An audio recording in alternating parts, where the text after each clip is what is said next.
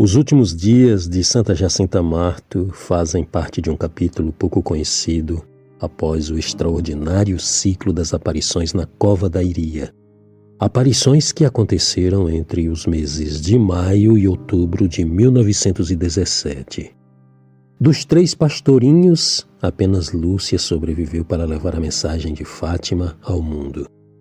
Lúcia tem sua vida amplamente documentada, porém, os momentos finais dos irmãos Francisco e Jacinta Marto aparentemente foram ofuscados pelo tempo, cobertos por uma névoa de silêncio e dor. Francisco faleceu em 1919, vítima da epidemia da gripe pneumônica.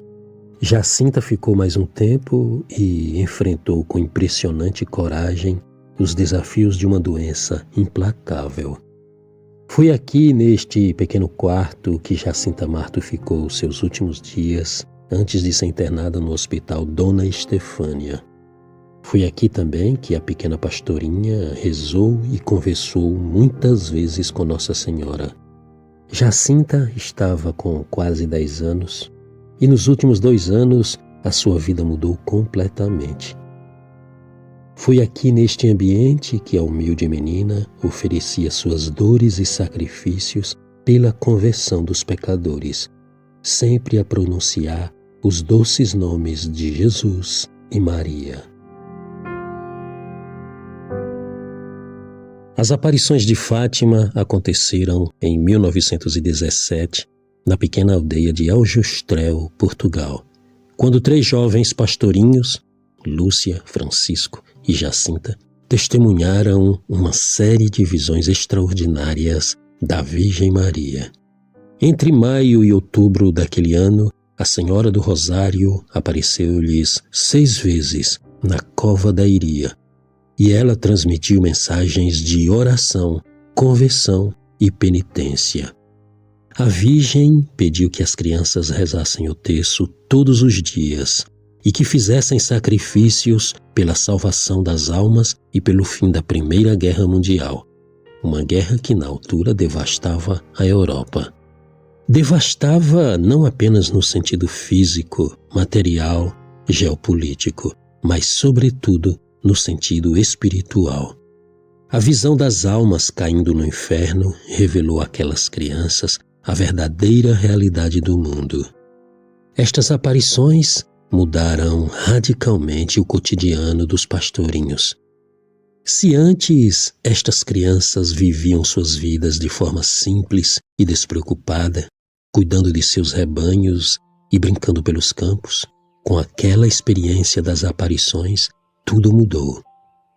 A mensagem que eles receberam foi a fonte de inspiração não apenas para um compromisso mais profundo com a oração, mas também os levou a abraçar o sofrimento voluntário como forma de reparação pelos pecados do mundo. E o mundo da época dos pastorinhos vivia um período de grande incerteza e dor. A verdade é que a mensagem de Fátima trouxe uma missão e também um desafio para viver a virtude heróica, mesmo diante de perseguições e incompreensões. Jacinta, em particular, foi profundamente impactada pela visão do inferno.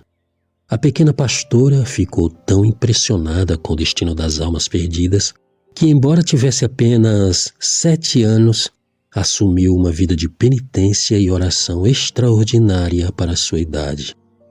Ela meditava frequentemente sobre a realidade do inferno, dizendo com tristeza: o inferno, que pena tenho das almas que vão para aquele lugar. Segundo as testemunhas da época, Jacinta continuava uma criança normal, mas agora ela carregava um sentimento que a impulsionava a rezar incessantemente pela salvação do próximo. A menina era vista muitas vezes repetindo a oração que foi ensinada por Nossa Senhora. Ó meu Jesus, perdoai-nos, livrai-nos do fogo do inferno, levai as almas todas para o céu e socorrei principalmente as que mais precisarem. Há vários relatos sobre o dia a dia dos pastorinhos logo após o ciclo das aparições. E um caso marcante que ocorreu envolvendo diretamente Jacinta deixa-nos bem claro a sua bondade e generosidade. Dizem que Jacinta era aquela que mais conversava com as pessoas e tinha, naturalmente, uma maior abertura para que elas se aproximassem. Um exemplo disso é o encontro de Jacinta com Dona Maria da Conceição. Dona Maria era uma mãe preocupada com a saúde de seu filho, que sofria de uma doença muito grave. A situação era tão crítica que esta senhora estava prestes a perder a esperança. Certa vez, enquanto passava perto do local das aparições, Dona Maria encontrou Jacinta e perguntou se ela poderia rezar por seu filho. Jacinta, com aquele olhar de compaixão, prontamente disse que sim. E naquela mesma hora, Jacinta fez uma oração fervorosa, pedindo a Nossa Senhora que curasse aquela criança. Dona Maria ficou tão tocada por aquela atitude altruísta de Jacinta, uma menina que dedicava tempo para interceder por alguém que estava sofrendo. Alguns dias depois, o estado de saúde do filho da Dona Maria começou a melhorar surpreendentemente. E a família acreditou que aquela cura era resultado da intercessão de Jacinta. Dona Maria passou a visitar frequentemente Jacinta e levava flores como um gesto de agradecimento. Era evidente que aquela menina de apenas 7 anos havia passado por uma transformação interior profunda. Jacinta demonstrava uma maturidade extraordinária para sua idade, agindo sempre com uma serenidade e sabedoria que tocavam todos que tinham a oportunidade de conhecê-la. No entanto, o heroísmo de Jacinta se manifestou de maneira ainda mais intensa e dolorosa nos últimos meses de sua vida, quando ela foi vítima da terrível gripe espanhola. A gripe que assolou o mundo entre os anos 1918 e 1919, tendo afetado cerca de 1/3 da população mundial e causado a morte de, no mínimo, 50 milhões de pessoas. Em Portugal, a gripe era conhecida principalmente pelo nome de pneumônica e chegou com força até mesmo aos recantos mais isolados do país, como a aldeia de Aljustrel, onde viviam os pastorinhos. Francisco e Jacinta adoeceram na véspera do Natal de 1918. Eles aceitaram a enfermidade e a ofereceram pela conversão dos pecadores, demonstrando uma fé extraordinária para a sua pouca idade. Lúcia foi correndo quando Jacinta lhe chamou. Ao chegar à casa da prima, Jacinta revelou que Nossa Senhora havia aparecido para ela e disse que levaria Francisco para o céu em breve. A Santíssima Virgem perguntou a Jacinta se ela desejava continuar a salvar pecadores, ao que a menina respondeu com firmeza que sim. Então Nossa Senhora lhe disse que ela ainda passaria por grandes sofrimentos, sendo levada a um hospital onde suportaria muitas dores. Jacinta deveria oferecer esse sofrimento por amor a Jesus, pela conversão dos pecadores e em reparação das ofensas cometidas contra o Imaculado Coração de Maria. De fato, Francisco, já debilitado pela doença, faleceu em 4 de abril de 1919, com um testemunho de grande santidade. Dizem que a santidade de Francisco Marto não se resumia apenas à graça sublime de ter visto Nossa Senhora, mas residia principalmente no seu estilo de vida profundamente orante e contemplativo. De acordo com as anotações do padre Manuel Nunes Formigão, Jacinta adoeceu no dia 22 de dezembro de 1918.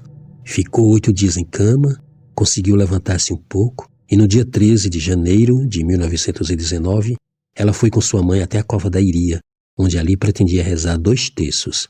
Em seguida apareceu um tumor no lado esquerdo e Jacinta voltou a ficar de cama entre janeiro e fevereiro. Certo dia, o tumor de Jacinta rebentou e ela foi levada às pressas para a cidade de Vila Nova de Ourém, a cerca de 12 quilômetros de distância. Lá ela ficou internada no Hospital Santo Agostinho entre os dias 1 de julho e 20 de agosto de 1919. A pequena pastorinha passou por tratamentos muito dolorosos, incluindo tentativas de drenagem para aliviar a pleurisia purulenta que comprometia seus pulmões. Embora o objetivo fosse aliviar seu sofrimento, as intervenções médicas não resultaram em melhora significativa. Jacinta suportava tudo com uma força impressionante, nunca se queixando. Sua aceitação das dores como parte de seu sacrifício era um testemunho silencioso de sua fé profunda. O médico que acompanhava Jacinta, o Dr. Justiniano da Luz Preto, estava bastante pessimista quanto ao quadro clínico da menina.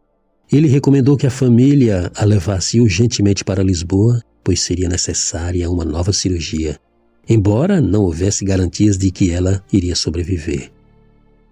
A família Marto estava em uma terrível aflição diante da possibilidade de perder mais um filho em tão pouco tempo.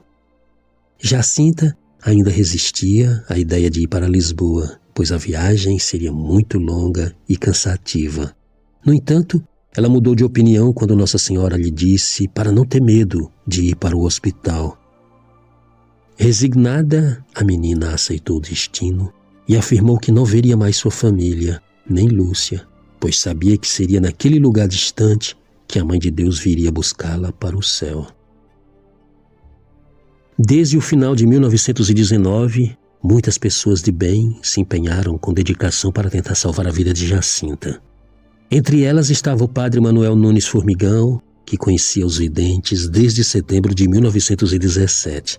Ele foi uma das primeiras pessoas a investigar o fenômeno das aparições de Fátima, sendo enviado pela Diocese de Leiria para interrogar os 3 pastorinhos e avaliar a autenticidade das visões. Dessa forma, o padre Formigão tornou-se uma das testemunhas mais próximas e privilegiadas a ter contato direto com o fenômeno das aparições. O padre Formigão pediu aos pais de Jacinta que permitissem a transferência da menina para um lugar onde pudesse receber melhores cuidados. Nesse período, o Dr. Eurico, que era um médico oftalmologista da capital, também foi até a casa da família e, com a intermediação do Dr. Formigão, ele tentou convencer os pais de que o melhor seria levar Jacinta para Lisboa. Outra figura que se destacou foi o Dr. Luiz Antônio Vieira de Magalhães e Vasconcelos, o 4º barão de Alvaiázere. Ele era um advogado de Orém que conhecia bem a família dos pastorinhos e tinha uma amizade sincera com o pai de Jacinta. O barão, que esteve presente no dia do Milagre do Sol, em outubro de 1917, usou toda a sua influência e a proximidade com a família para reforçar a importância de levar a menina para a capital. Ele chegou a se comprometer a cobrir todas as despesas do tratamento. Enquanto isso, o padre Formigão encontrou uma aliada em Lisboa. Era Dona Maria da Purificação Godinho, uma senhora que se dispôs a receber Jacinta em sua casa e ajudá-la com os cuidados necessários. O padre então explicou a gravidade do estado de saúde da menina para Dona Maria e relatou que após sofrer com a pneumônica e uma pleurisia, Jacinta passou 2 meses no hospital de Vila Nova de Orém, onde o Dr. Vaz Preto havia sugerido uma cirurgia urgente em Lisboa. Segundo o médico, a operação incluía a remoção de uma costela afetada por tuberculose óssea, era a única esperança para salvar a criança. Finalmente, com o apoio e a insistência de todos, a família aceitou a transferência e Jacinta partiu para Lisboa, no dia 21 de janeiro de 1920, acompanhada por sua mãe, senhora Olímpia, e um tio. E aqui estamos na Estrela, uma esplêndida freguesia portuguesa do município de Lisboa, uma região muito famosa, principalmente pela Basílica da Estrela, que foi mandada construir pela infanta Dona Maria, futura rainha Dona Maria I, e inaugurada em 1790. E é aqui na Rua da Estrela, número 17, que funcionava o orfanato de Nossa Senhora dos Milagres. Esta era a casa fundada pela piedosa senhora Dona Maria da Purificação Godinho, para quem o padre Formigão havia escrito e recomendado a menina.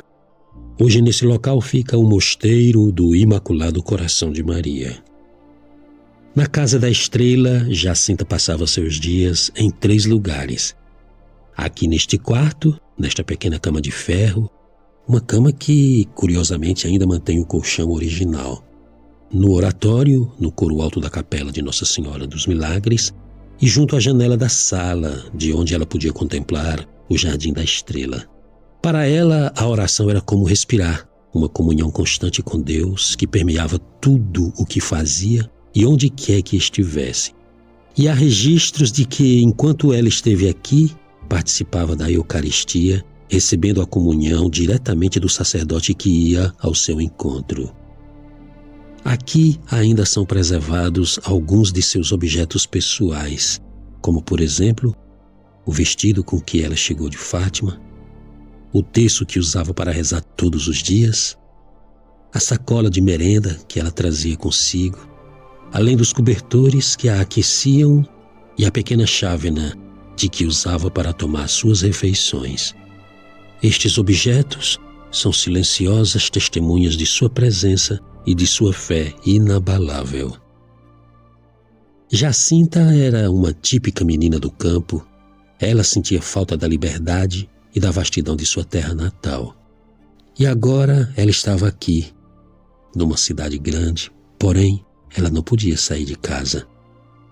Ela passava longas horas à janela observando aquele jardim. Para ela, o campo fazia parte de sua essência. E o confinamento na cidade era um sacrifício a mais que ela oferecia com amor. Nesse tempo de espera e de dor, a relação de Jacinta com a Madre Godinho tornou-se muito especial. A menina passou a chamá-la de madrinha e as duas criaram um vínculo de afeto profundo, quase maternal. Jacinta, mesmo sendo tão jovem, chegou a aconselhar a Madre Godinho. Em certa ocasião, por exemplo, ela disse: "Madre, seja muito amiga da santa pobreza e do silêncio." Era notável ver uma criança de 9 anos, com uma sabedoria que ia além de sua idade, exortando uma adulta consagrada. Esse silêncio que ela tanto valorizava era para ela uma intimidade com Deus, uma intimidade que ela experimentou em Fátima e aprofundou ainda mais nesta casa. Nos seus últimos dias, com uma serenidade realmente tocante, Jacinta falava frequentemente sobre o céu. Jacinta ficou nessa casa durante 12 dias, enquanto esperava o momento da internação no hospital Dona Estefânia. Quando Madre Godinho lhe perguntou se ela não desejava ser curada para voltar à alegria de sua família em Fátima, Jacinta apenas encolheu os ombros e respondeu com aquela entrega total, sem medo do futuro, dizendo: "Viver ou morrer, tudo está nas mãos de Nossa Senhora." Em outros momentos de reflexão, a Jacinta compartilhava suas profundas intuições, dizendo: "Se o homem soubesse o que é a eternidade, faria tudo para mudar de vida." A pequena pastorinha passava longas horas na capela, fazendo companhia a Jesus no sacrário, ou então simplesmente meditando na beleza daquela senhora mais brilhante que o sol, a quem ela amava com todo o seu coração. A Casa da Estrela se tornara assim um lugar de profunda espiritualidade, onde a pequena Jacinta vivia seus últimos dias de esperança no céu. A 2 de fevereiro de 1920, ela foi internada no Hospital Dona Estefânia e sua saúde já estava bastante debilitada. No dia 10 de fevereiro, ela passou por mais uma cirurgia. O médico cirurgião, o Dr. Castro Freire, tomou a difícil decisão de operá-la numa última tentativa desesperada para salvar a vida de Jacinta. Ele precisou remover 2 costelas. Note-se que naquela época não existia anestesia geral e Jacinta foi apenas atordoada com uma pequena quantidade de éter. Durante o procedimento, o médico registrou em seus apontamentos que ficou profundamente impressionado com aquela menina. O médico dizia que qualquer outra criança teria gritado ou se debatido, mas a Jacinta apenas dizia: "Ai, meu Jesus! Ai, minha Nossa Senhora!" Entre os dias 17 e 20 de fevereiro de 1920, a Jacinta teria comentado com uma enfermeira que Nossa Senhora lhe tinha tirado todas as dores e que ela morreria sozinha, mas pediu para que a menina não tivesse medo, porque a Virgem Santíssima viria buscá-la para o céu. As enfermeiras recordam a serenidade daquela menina em meio a tanto sofrimento. No dia 19, a Madre Godinho já pressentia que sua querida menina não estava nada bem. Então ela preveniu o padre Formigão com a notícia pouco agradável. De fato, no dia seguinte, dia 20, às 10h30 da noite, sozinha em seu quarto, Jacinta Marto entrou na eternidade. Seu corpo foi velado por 4 dias na igreja de Nossa Senhora dos Anjos, em Lisboa, enquanto aguardava o próximo comboio disponível para Fátima, que partiria no dia 24, às 11 horas da manhã. Naquele dia, debaixo de uma forte chuva, uma multidão silenciosa acompanhou o cortejo, levando o corpo da pastorinha até a estação de comboios, com destino à Vila Nova de Ourém. O barão de Alvaiázere teve a generosidade de ceder o túmulo de sua família para acolher o corpo da pequena santa. Jacinta foi colocada no jazigo dos barões de Alvaiázere, na freguesia da Piedade, em Vila Nova de Ourém. Ali foi erguido o memorial Jacinta Marto, marcando o período em que seus restos mortais permaneceram naquele local, de 1920 a 1935, até serem levados para o cemitério municipal de Fátima. E finalmente, no dia 30 de abril de 1951, o corpo foi transferido para a Basílica de Nossa Senhora de Fátima, no Santuário de Fátima. Pelos corredores do Hospital Dona Estefânia, diversas fotografias da pastorinha de Fátima relembram aqueles acontecimentos e a presença da Jacinta.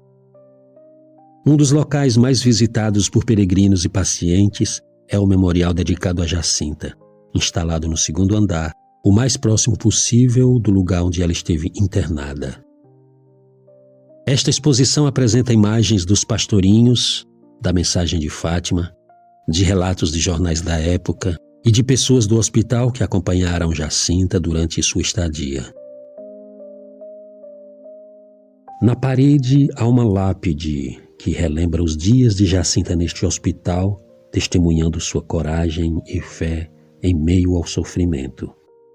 Assim diz a inscrição: aos 20 dias do mês de fevereiro do ano de 1920, pelas 22h30, faleceu neste hospital Jacinta Marto, uma das videntes de Fátima, contando 10 anos incompletos. Algumas vezes, segundo dizia, foi aqui visitada pela Virgem Santíssima. Esta lápide foi mandada afixar pela Liga da Ação Católica Feminina da Freguesia dos Anjos, no dia 20 de fevereiro de 1943. A história de Santa Jacinta é um convite a abraçar a fé e a esperança, mesmo naqueles momentos mais difíceis da vida. Ao contemplar a cama de onde a Santa Menina partiu deste mundo, aqui no hospital, é impossível a gente não pensar na eternidade. Mesmo após tanto tempo, o quarto da estrela ainda guarda seus mistérios. Voltei a entrar neste espaço sagrado, agora para observar de perto a cadeira com as pernas cortadas. Jacinta havia afirmado que Nossa Senhora se sentara nesta cadeira e que por este motivo ninguém mais deveria usá-la. Ainda é possível ouvir, aqui neste quarto, a oração profunda, sincera, da entrega total de Jacinta em meio ao seu sofrimento. Ai, meu Jesus! Ai, minha Nossa Senhora!